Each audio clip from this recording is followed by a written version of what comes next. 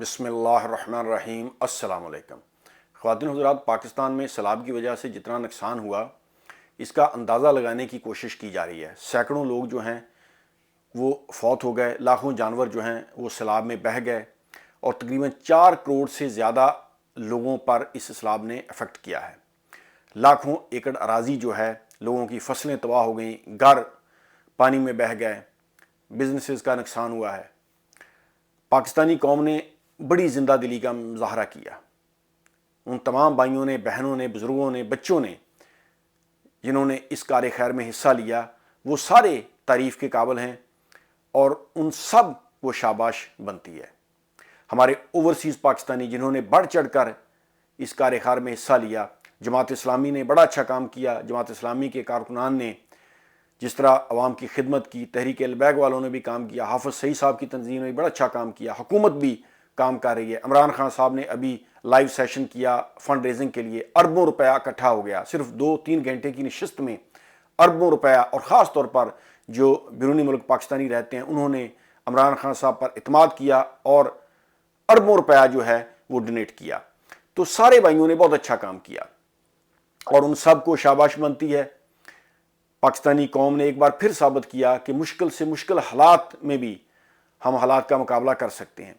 لیکن جہاں پوری قوم نے بہت اچھا کام کیا، وہاں پر ہمیں کچھ ایسے واقعات بھی ملے، کچھ ایسی چیزیں بھی ملی جو کہ ہمارے لیے شرمندگی کا باعث بنی۔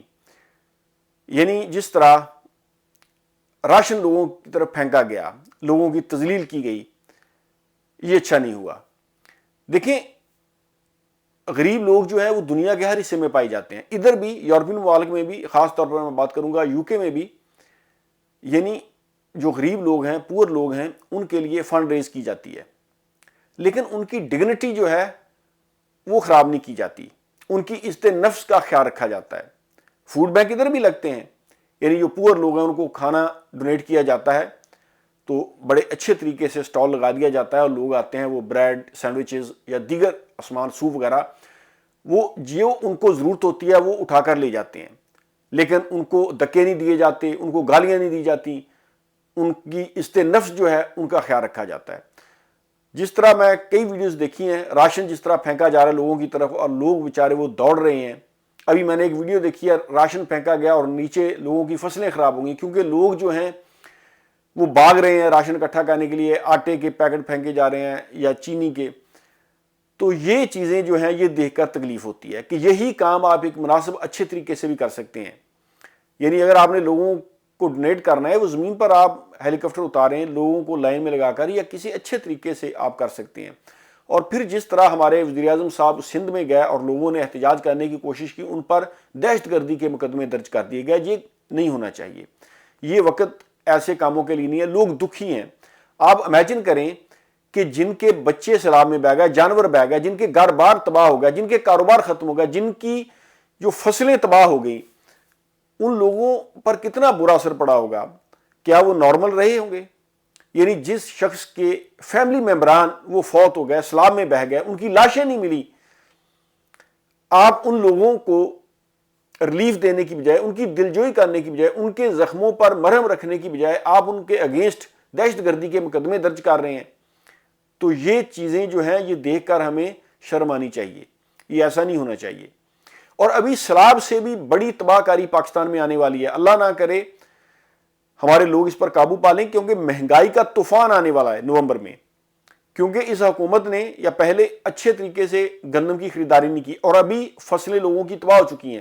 یعنی بعض علاقے ایسے ہیں جہاں پر 80% جو ہیں وہ فصلیں تباہ ہو چکی ہیں، اور آنے والے دنوں میں آپ دیکھیں گے کہ چیزوں کی پرائسز اور زیادہ بڑھیں گی۔ ابھی بجلی کی آپ مثال لے لیں کہ آج سے 5 ماہ پہلے، رجیم چینج آپریشن سے پہلے، جس گھر کو ایوریج یعنی 4 سے 5 ہزار روپیہ مہینے کا بجلی کا بل آتا تھا نا، اب اس کی پرائس جو ہے وہ 20-22 ہزار تک پہنچ چکی ہے۔ لوگوں کو بل آ رہے ہیں، یعنی جس گھر کا 4-5 ہزار روپیہ بل آتا تھا نا، اب وہ 20-22 ہزار روپیہ بل کہاں سے پے کرے گا؟ مہنگائی بڑھے گی، اور جب ایسی صورتحال پیش ہوتی ہے تو کرائم ریٹ بڑھ جاتا ہے۔ اللہ تعالیٰ ہمارے ملک پر رحم کرے۔ لیکن اس موقع پر بھی سیاستدان جو ہیں وہ اپنی سیاست چمکانے کی کوشش کر رہے ہیں۔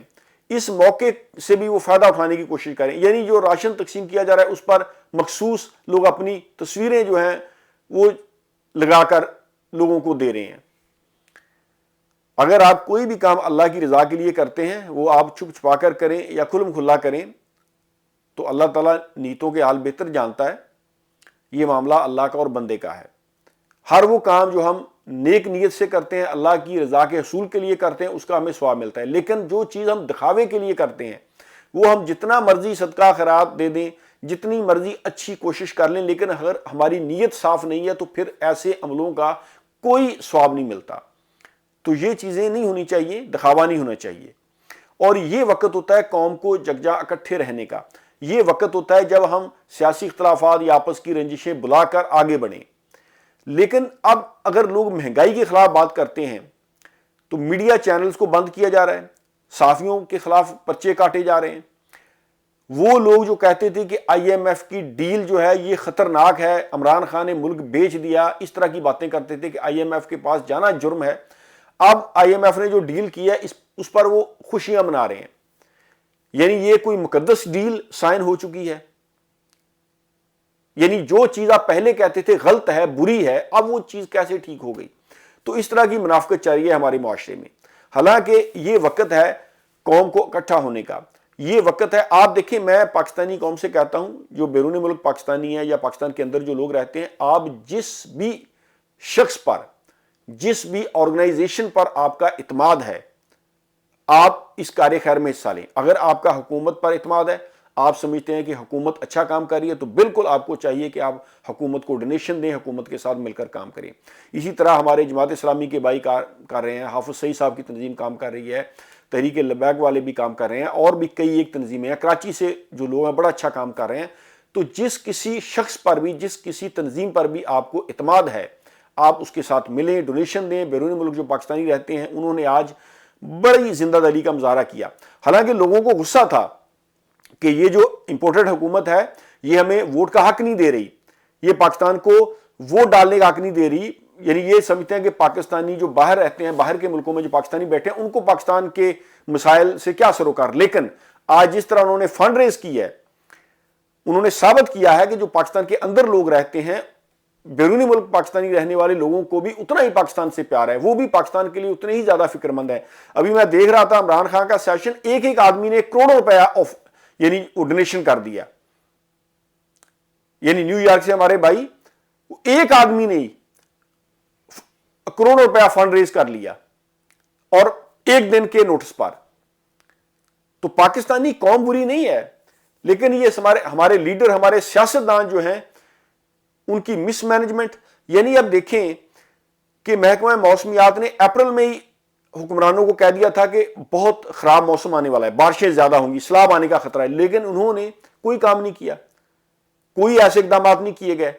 پہلے سے اگر وارننگ دے دی گئی تھی تو لائے عمل اختیار کرنا چاہیے تھا. اور ابھی یہ سیلاب سے کروڑوں لوگ جو افیکٹڈ ہوئے ہیں, لیکن مہنگائی سے اس سے بھی زیادہ لوگ افیکٹ ہوں گے. آنے والے دنوں میں مہنگائی بہت زیادہ بڑھنے والی ہے. تو اس کے لیے حکومت کو بھی اور اداروں کو بھی سوچنا چاہیے کہ پاکستان میں آپ افراتفری یا اس طرح کی صورتحال کریٹ نہ کی جائے.